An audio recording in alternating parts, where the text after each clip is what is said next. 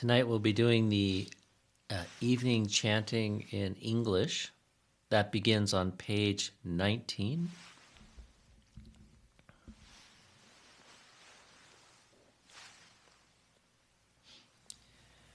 To the Blessed One, the Lord, who fully attained perfect enlightenment, to the teaching which he expounded so well, and to the Blessed One's disciples who have practiced well, to these the Buddha, the Dhamma, and the Sangha, we render with offerings our rightful homage.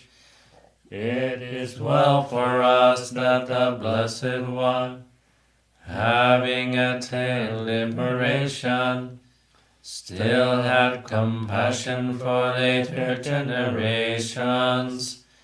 May these simple offerings be accepted for our long-lasting benefit and for the happiness it gives us. The Lord, the perfectly enlightened and Blessed One, I render homage to the Buddha, the Blessed One. The teachings so completely explained by him, I bow to the Dhamma.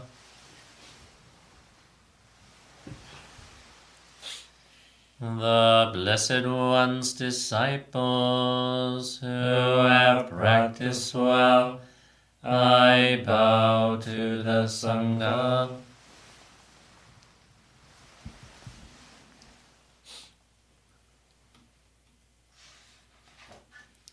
Now let us pay preliminary homage to the Buddha.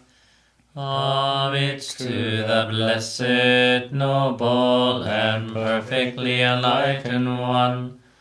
Homage to the blessed, noble, and perfectly enlightened one. Homage to the blessed, noble, and perfectly enlightened one.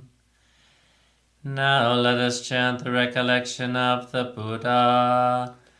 A good word of the Blessed One's reputation has spread as follows.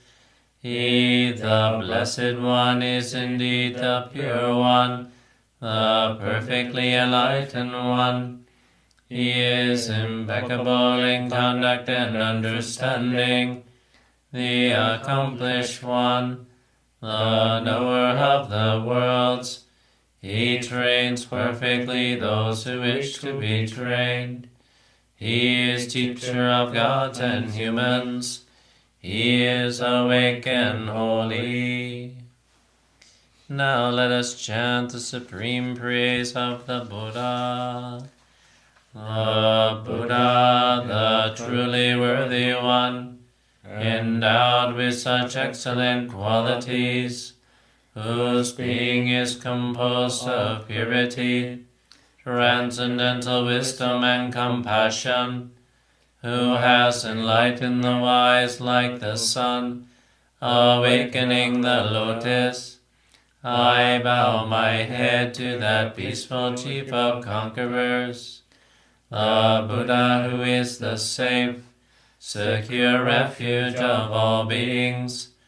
As the first object of recollection, I venerate him with bowed head.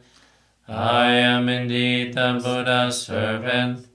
The Buddha is my Lord and guide.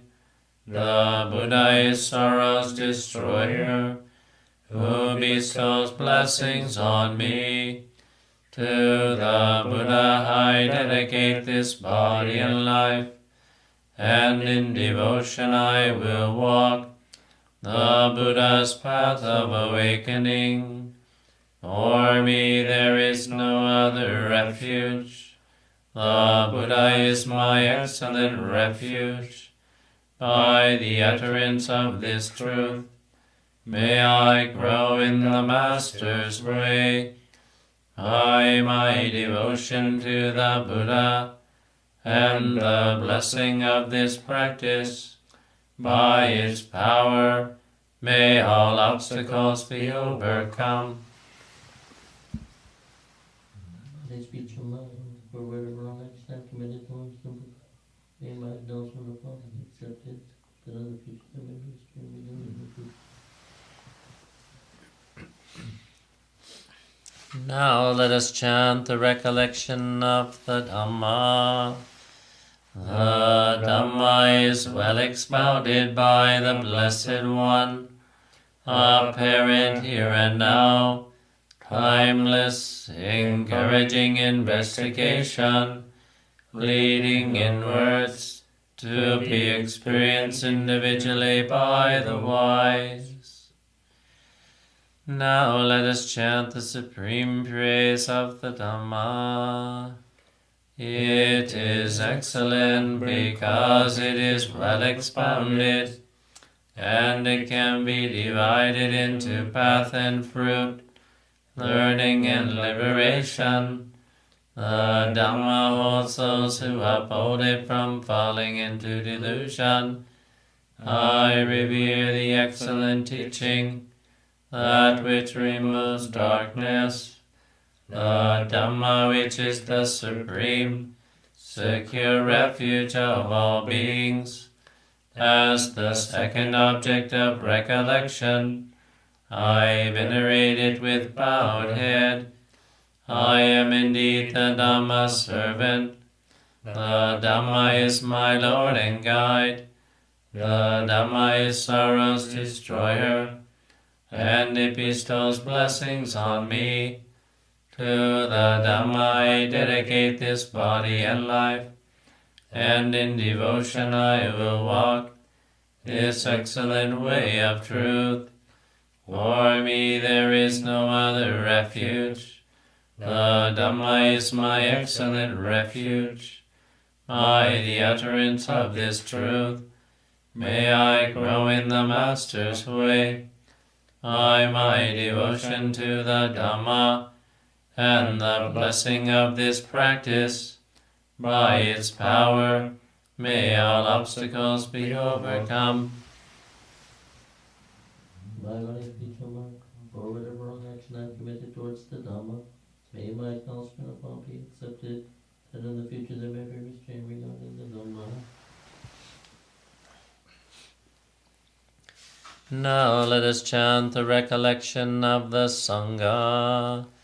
They are the Blessed One's disciples who have practiced well, who have practiced directly, who have practiced insightfully, those who practice with integrity. That is the four pairs, the 8 kinds of noble beings. These are the Blessed One's disciples.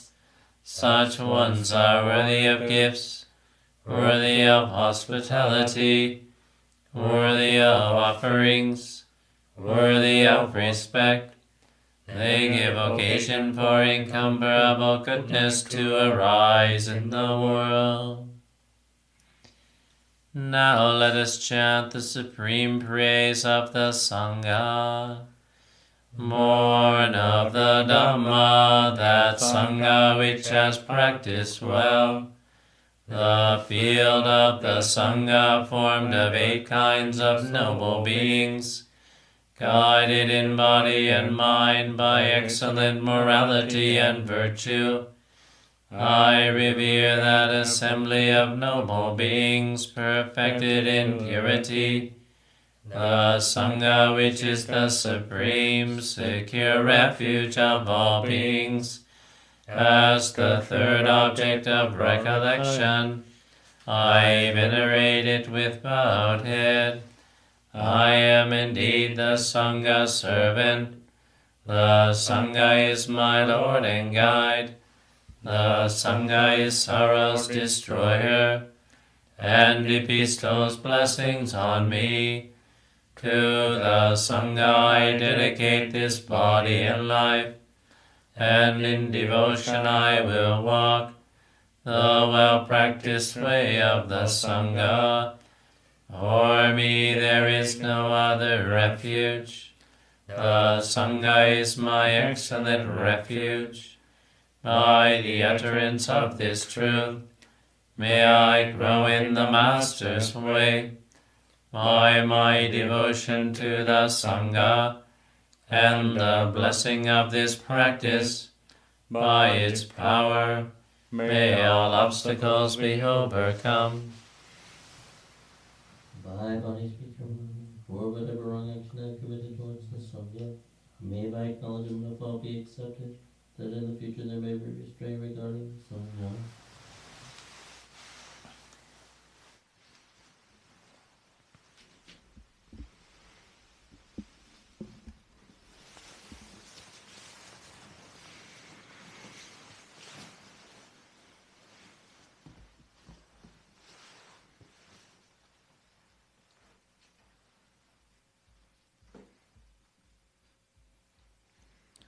Do some reflective chanting, starting with the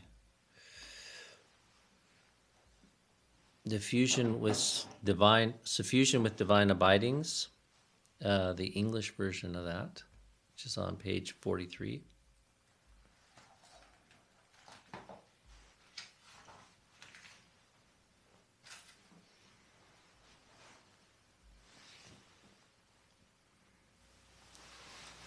I will abide, pervading one quarter, with a heart imbued with loving kindness.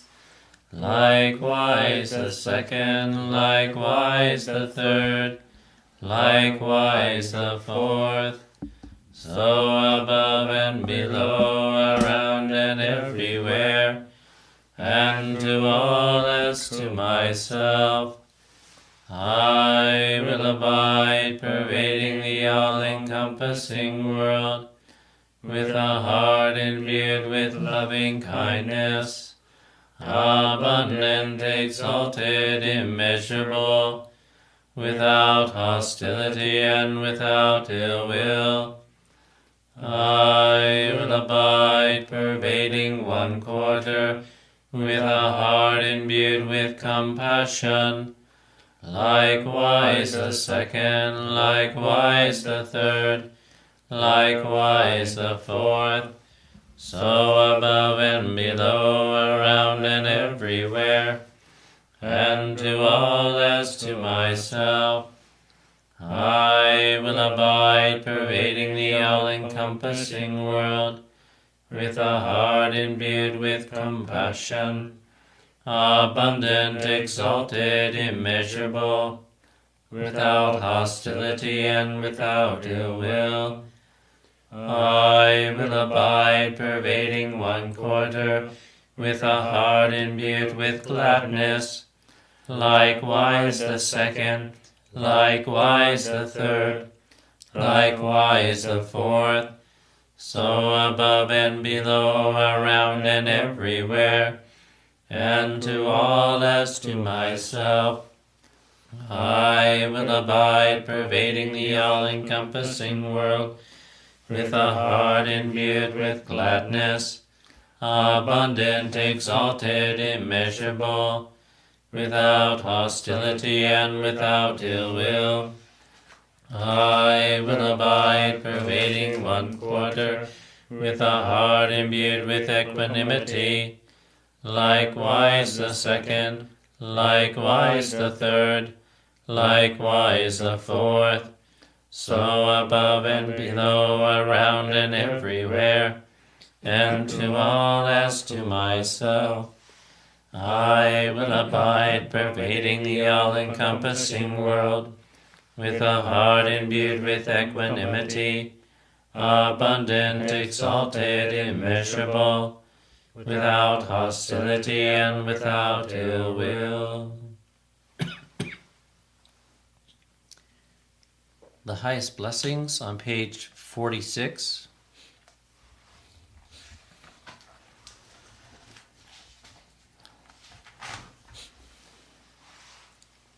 Thus have I heard that the Blessed One was staying at Saviti, residing at the Jeta's Grove, in Anathapindika's park.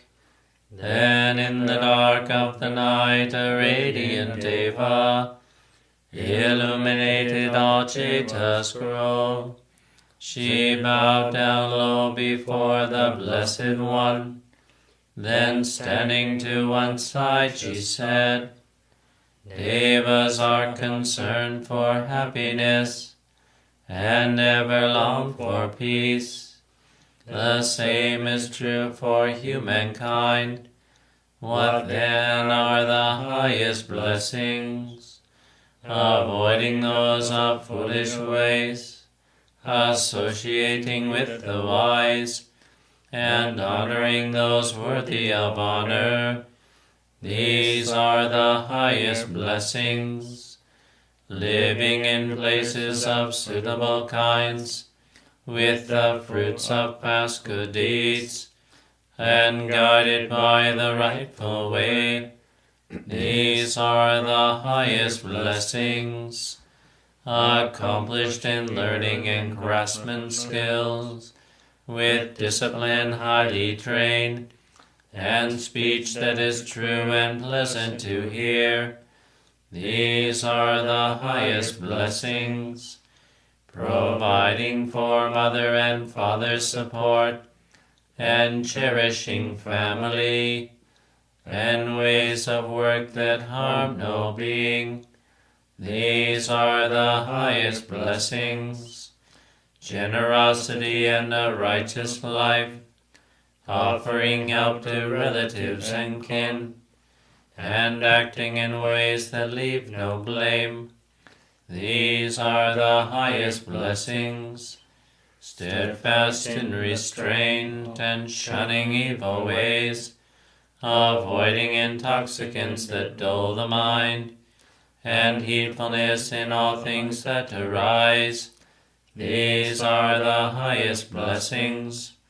Respectfulness and being of humble ways, contentment and gratitude, and hearing the Dhamma frequently taught.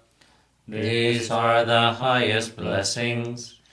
Patience and willingness to accept one's faults, seeing venerated seekers of the truth, and sharing often the words of Dhamma.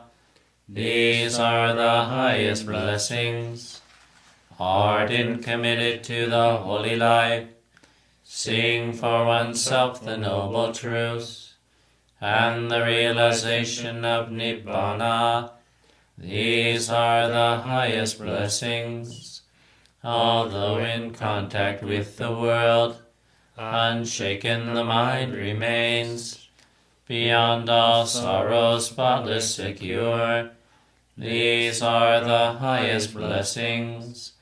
They who live by following this path know victory wherever they go, and every place for them is safe. These are the highest blessings.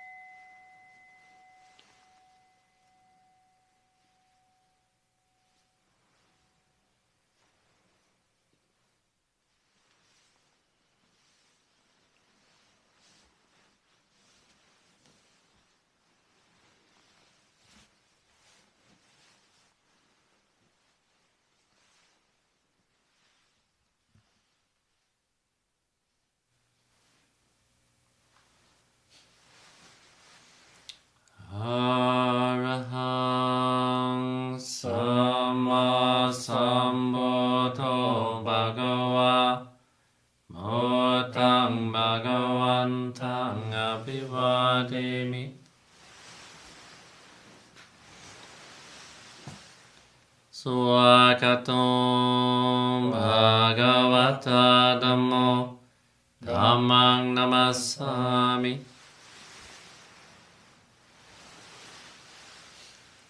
Supatipanno Bhagavato Savaka Sangho Sanghang Namami.